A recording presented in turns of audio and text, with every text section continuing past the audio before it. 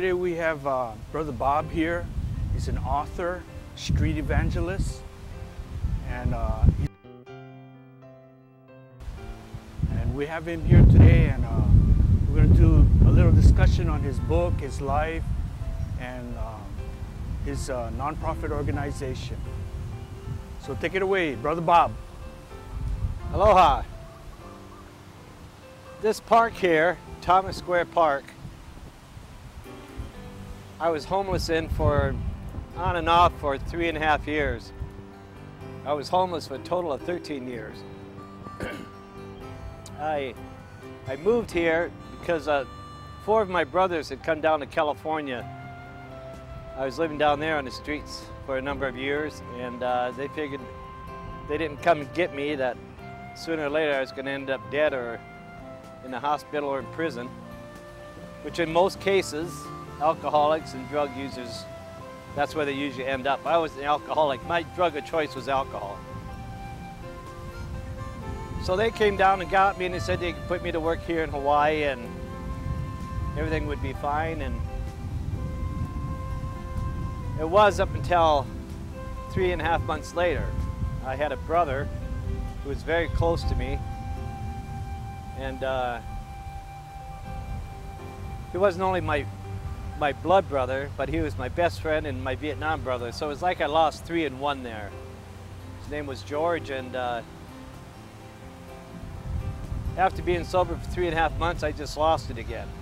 So I went homeless again and ended up here. Used to live in the condos 5 blocks from here, but my brothers threw me out because I started to drink. And closest area to push a cart full with my stuff in was right to here, so this was my home. Matter of fact, the restrooms here weren't fixed up. The concrete, they started to work on it, and the concrete was all tore up, and there's rats in there. But it was a place to sleep out of the rain. So you sleep there with the rats. You wake up some in the morning and find rats by your feet. It was a life that I wouldn't want to see on anyone.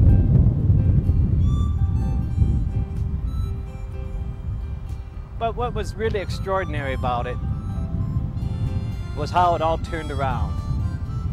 My wife likes to say to her friends or to her family that God has taken me from the streets to the elite.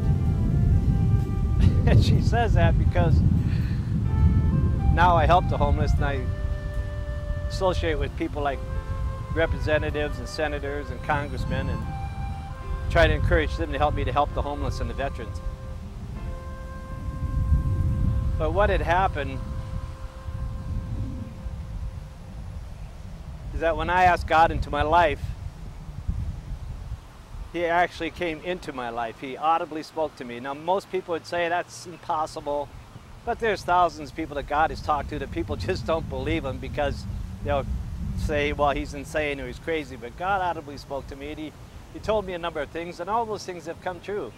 I've been clean and sober now since 95, right. I was 45 years old. I wrote this book about those years 10 years later. It's called I Love You, But.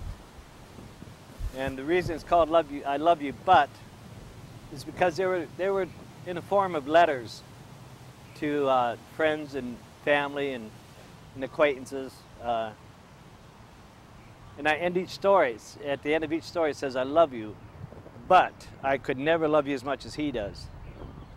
I'm not a minister, although I would prefer that, but that's not what God wants. God would rather have me go out and talk to the homeless, talk to the veterans, and encourage them to go forward, to try and motivate them and try to help them in any way possible. Right now I have an outreach. It's called Songs of the Children, and you can go online to songsofthechildren.org and see what we do. We help people in distress here from the mainland. If they have a home and a job to go to back on the mainland, we'll try to help them get a ticket, get a flight home. And we call the family and encourage them, and we call it a place where they're going to go to work and thank them for the job. We make sure everything is on the up and up because we don't want any con jobs. I had a guy here just last week He was flown here from New York City on the plan that I do, but the state was doing it. New York City was doing it. And he had told them that he had a friend in Hawaii that would let him stay here and put him to work, but of course, he had just called his friend and told him to make up this story. I didn't know that at the time when he called me. But after asking him a few questions, I sensed that something was wrong. And I told him to get back with me in a day or two. Well, the next day I happened to be on the computer looking up things on the computer concerning homeless and veterans. And there he was on the computer in the interview with the newspaper here in Honolulu, telling what I just told you. And I couldn't believe it. So I called the caravan, said if this guy comes back in, tell him to call me. He called me just yesterday. It's extraordinary that this film is being made today. He had called me just yesterday and said, oh, I heard that you had called. Can you help me get a flight to LA? And I said, Tony, I hear you're a star. He said, what are you talking about? I said, I saw you on a computer. He said, what do you mean? I said, I saw you down at Waikiki telling the Honolulu Advertiser that your con job to get over here from New York so you can live on the beach, live the life of Riley, do your drugs and alcohol here. Boy, I could have swore I heard him hit the ground, pass out. Just kidding. No, he was shocked. He said, how'd you find that out? I said, it's on the computer. But anyways, things like that from my years of experience of being homeless, and not only that, but God telling me that something's not right. He gives you that sixth sense, of course, the Holy Spirit, some call it. Anyway, we do that. We help these folks. So far, we've helped 26 people. Representative Mizuno has had us in his office and had the news cameras there. Maybe some of you have seen me on there asking the public for help. We sent this one woman and her children, her 3 children, back to Georgia because she was in an abusive relationship and they were homeless and they had to get out right away. There are many that have stories that are just tear-jerkers and you just really want to help them. I just sent 3 veterans, the last 3 men I sent off. 2 of them just here last Thursday. They're veterans going back to the mainland, live with family or friends and working. One's going to a trade school to drive heavy equipment. And they call me when they land, they call me and a day later or 2 days later and tell me how things are going. It's very encouraging. And then also we take a 16-foot by 9-foot air-blown screen and we take it to shelters and show motivational movies, motivational / inspirational movies. When I was homeless in California, Southern California, there are many nights, many rainy nights there in the wintertime, cold and wet. So to get out of the rain, I would go to a movie theater and I would ask to speak to the manager. And I'd tell him my position, my predicament.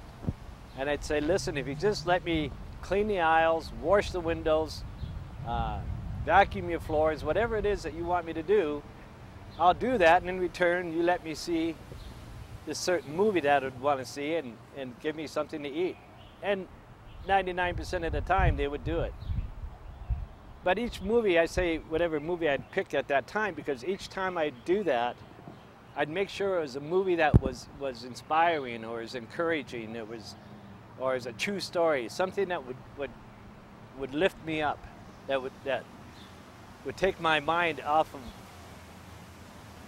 the anger and the frustrations I had from my past life, from Vietnam, from my childhood, from rape and broken bones, all the pain and suffering. It would take all that away and let me focus in on just trying to lift myself up so I could be a better person. But you can't do that if you don't want to. And I didn't realize that until George died. When George died, I went homeless for 4 years, but God said the 5th year, everything will change and you will start doing my work. And that was in 1995, and I have been doing that ever since. That's why 97 I wrote this book. Oh no, it wasn't 97, it was 2007 I wrote the book. But 97 I started the nonprofit, Songs of the Children. When I get into a position or a time in my life when I think things are going too slow, when I'm not helping enough people, when no one's calling saying they need help back to the mainland, or no one, or if it's too filled up at the U.S. Vets Barbers Point, I can't show a movie, or Shelter in Waianae. If things are tied up, then I say to God, well, what am I supposed to do now? I start getting frustrated. And at one of these times, I said, well, you know, wouldn't it be great if I could make that film you've always wanted me to make? I tried making a film with the public television over on the Big Island. My wife and I became producers over there and filmed at church events. But I tried making I made a 14-minute clip about my life and I took portions of movies out of it and put music with it. But times have changed. That was 17 years ago, 16 years ago, and everything's computerized now, and I wouldn't have any idea how to do that. So I just prayed and said, you know, how could we make a film? The next morning I'm on the computer and I see Craigslist. I see on there that some producer, a guy from who used to work at one of the news stations,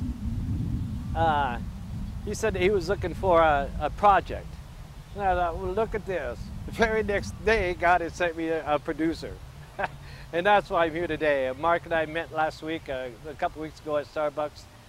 And we thought, well, why not here in this park where I spent so many miserable years, where basically, this is basically where it ended as well. I was right against that wall over there in the corner of Ward and Baratania here, laying on the ground, and I had a seizure. I didn't know this at the time. This is a story I was told by other homeless people. I was laying in the corner and I had a seizure and I was dying. And this friend of mine who's no longer around, that's another sad story. But anyway, him and I always watched each other's backs, and I do remember him saying to me, will you please just let me call the cops, let me get you out of here, you know, you're gonna die. And he had tears in his eyes. I remember saying, okay, that was the last thing I remember. The next thing I know, I'm waking up at Tripler Hospital, and they had all these IVs in me, and I didn't know how many days I'd been in there, how many days I'd been incoherent. And finally, when they came to, they told me what had happened, and the phone rang. And it was one of my brothers over on the Big Island, my oldest brother. And he said, listen, I had a miniature stroke and I could use your help over here. You know, when you get out of Tripler, why don't you come over and you try to get straight? And this was Jerry. And Jerry and George and I were like the three musketeers for years. We did everything together. Worked together, partied together, fought together.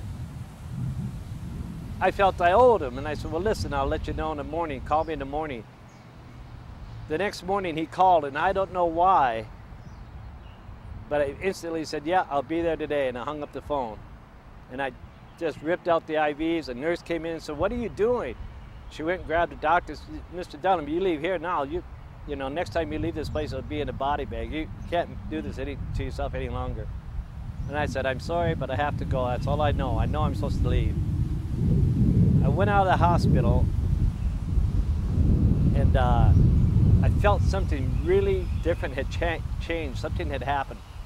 Got on the plane and went to the Big Island, and I was helping my brother for about 6 or 7 days, and I felt the Lord was telling me to go to Kona, and I didn't know why. I get to Kona, and I pick up a phone to ask for some help, and it just happened to be Caravan. And Caravan said, sure, we have a place where you can stay. 6 other guys, it's like a halfway house. You just, you know, go out and look for work, get straight. Now, I hung up that phone, and I knew, I felt it in the hospital when I left the hospital, but I wasn't sure. Because I couldn't understand it, but I knew right then that I'd never want to drink again. I knew that God had totally taken away the desire of alcohol. And he has, totally. That was 1995. And it was the 5th year. Just like he had said, the 5th year, everything will change. You will start working for me. And ever since then, it's been miracle after miracle. I mean, and they are miracles. People say, well, a miracle isn't something, it's not a miracle unless you have 2 broken legs, you wake up in the morning and you have 2 complete legs. Miracles are what is astonishing. Things that you could never anticipate happening. That's a miracle.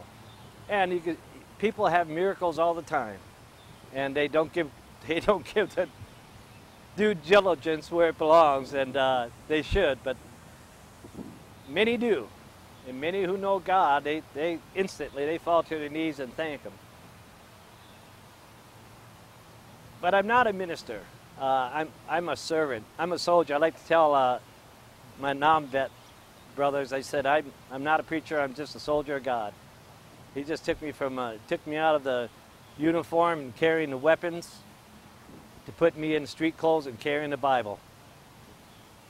It's an amazing life.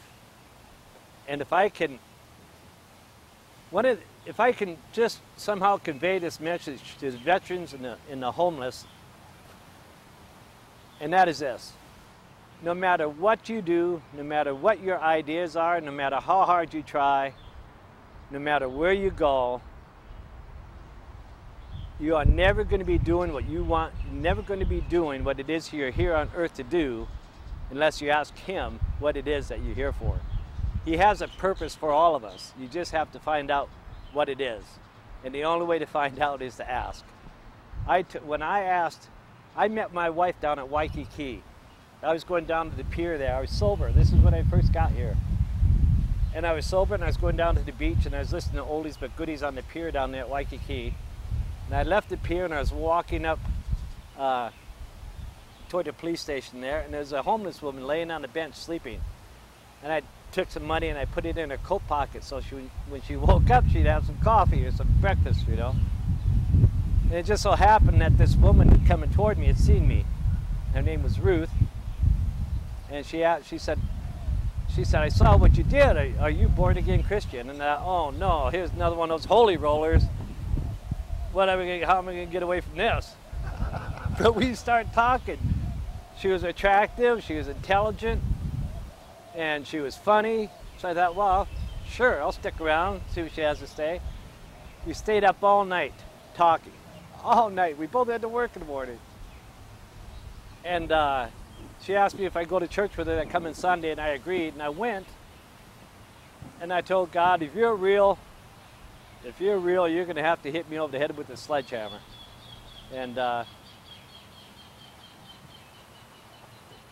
church was over, we walked out, and Bruce said, how do you feel? Do you feel any different? And I said, wow, how am I supposed to feel? Am I supposed to have goosebumps? Am I supposed to get a halo? Am I supposed to be jumping up and down? What are you talking about? It's just, well, you go ahead and make fun, but you'll see. We went and got a newspaper, a Sunday newspaper. I had a little convertible MG then. Like I say, I was sober, so I had plenty of money. I had a nice little convertible MG, nice little classic, because I had stopped drinking. The only thing I was missing was God, and I didn't know that until we pulled into the zoo parking lot, and I'm sitting there, and it was just like, boom, just like something hit me over the head with a sledgehammer. It wasn't painful or nothing. I just knew it was like a boom, but it wasn't a boom, and God started talking to me, and everything He said has happened. It's just amazing. I try to explain it in my book the best way I can, but you can't explain it. It's any minister, any person who's been born again, they'll tell you the same thing. They'll remember the exact day it happened, but they'll never be able to explain in words the effect that it has. They can tell you the cause, they can tell you how, what's happened since, but they'll never be able to explain in detail or make it perfectly clear what it is that happened. You can't explain it. It's out of this world, literally. And I try to explain that in the book, but I tell them in the book, not a word of this is false in this book, just like the Bible. So why would I lie? There's nothing to my advantage of lying. There's nothing that's going to promote me by telling you this truth. It's just something that's so special that you want to share it. You want everybody to know what it's like. It's like seeing a great movie. You go and tell all your friends, you tell your family, you got to see this, you got to see this. People get excited and they see it. If they could get that same enthusiasm without being on their deathbed, you know, if a normal person would come up to me and he was sitting here listening to this, and he said, after this is over here, and he says to me, Bob, I want to do that. I want to ask God into my life. I want to know what it is that he's all about. I want to know what the purpose of my being here is. I tell him, you know, just ask for forgiveness of his sins. Tell God that you know Jesus died for your sins. You ask for forgiveness of yours, and say, I want to help. I want to do what you want me to do. I want to know what I'm here for. I want to do what you want me to do. It's that simple. But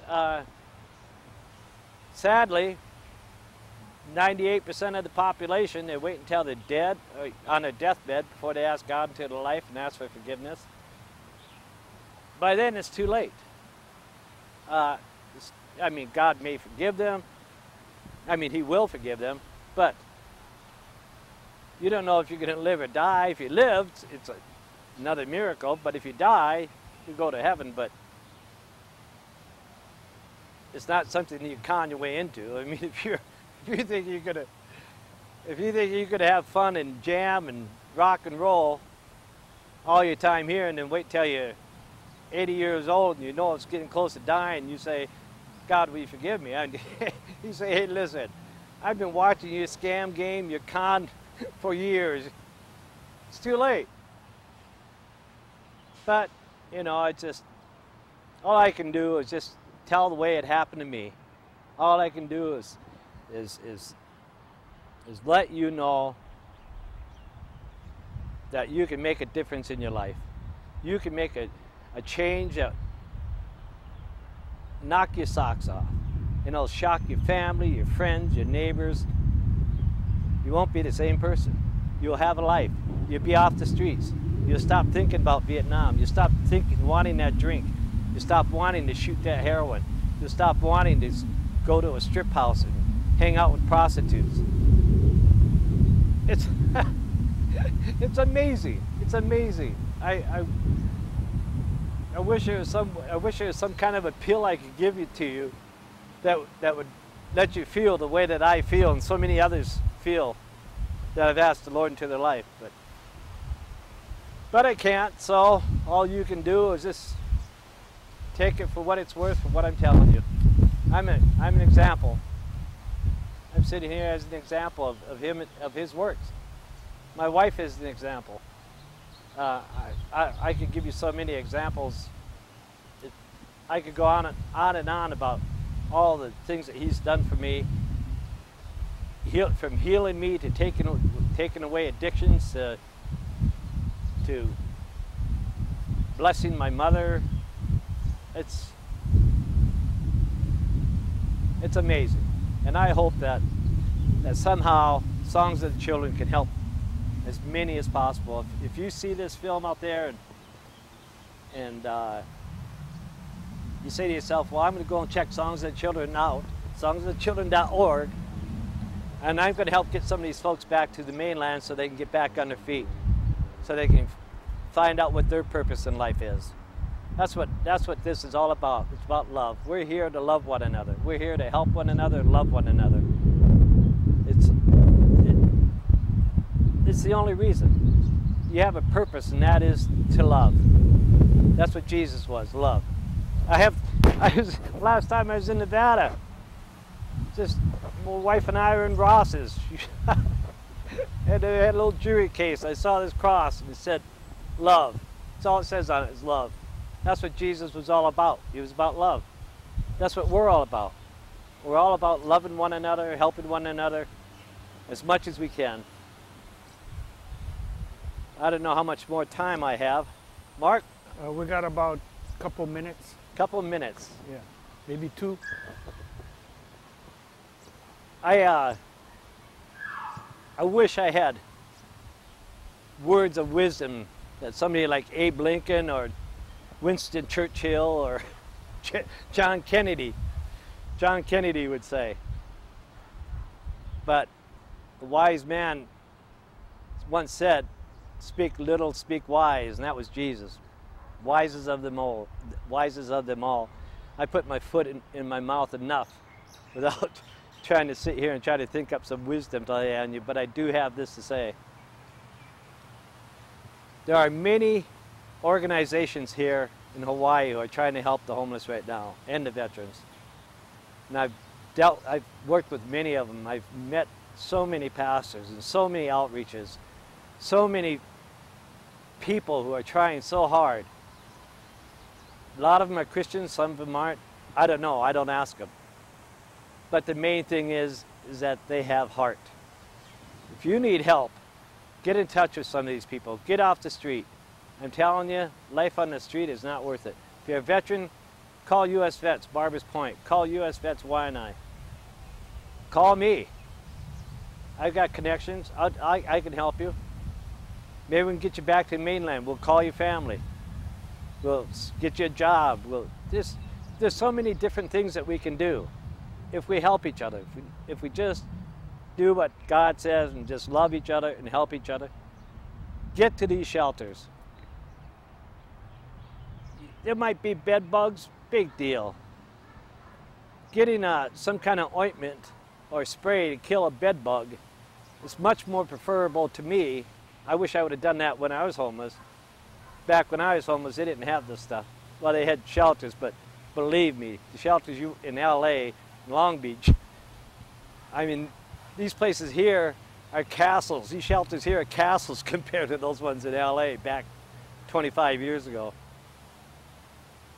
But you can fight them. You can't fight the people on the streets. There's guns, knives, drugs. Always watching your back. At least in the shelter, it's a start. You can take a shower, change clothes, you can look for work. There's people that can give you help, advise you how to look for a job, where to look for a job, help you get a bus schedule, help you get clothes, help you get the nutrition you need. Many, many places out there that want to help you. If you're having a problem, give me a call.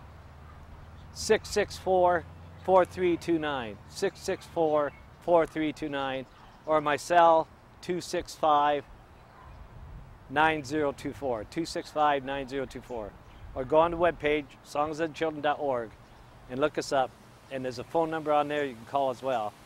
For those of you folks who want to help us by donating, there's PayPal online. You can go to PayPal, or there's an address there. There's a P.O. box. You know, when I first started this out, I knew a pastor who had written this book, and he ended up being my pastor all the time on the Big Island. He used a P.O. box, and I said, why? That makes it look like a scam, you know, if you ask for donations. He said, if I don't, Bob, the people that I help are going to be coming to my door. So, I don't want, my wife said, Bob, you help all the people you want, just don't have them come to our door, sleeping in our backyard. We don't have that much room or that much money. So I have a P.O. box. The P.O. box on there. There's there's an address, website you can email me, or there's a phone number you can call. Let's give a hand up, not a handout. Let's work together and give a hand up, not a handout. That's what we're doing. We're giving a hand up. I'm getting nothing. I won't tell you how much I spent doing this over the last 19 years. But believe me, I don't need any money. God provides everything I need. The more I give, the more He gives back. It's a true story. Churches will tell you that. You may not believe it, but you go in there, you ask God for help, and He'll show you. You give out 20 bucks, or you give out the shirt on your back, God will give you $100 and a new wardrobe. Thank you very much. Much mahalo. I love you, but I could never love you as much as he does. Much mahalo.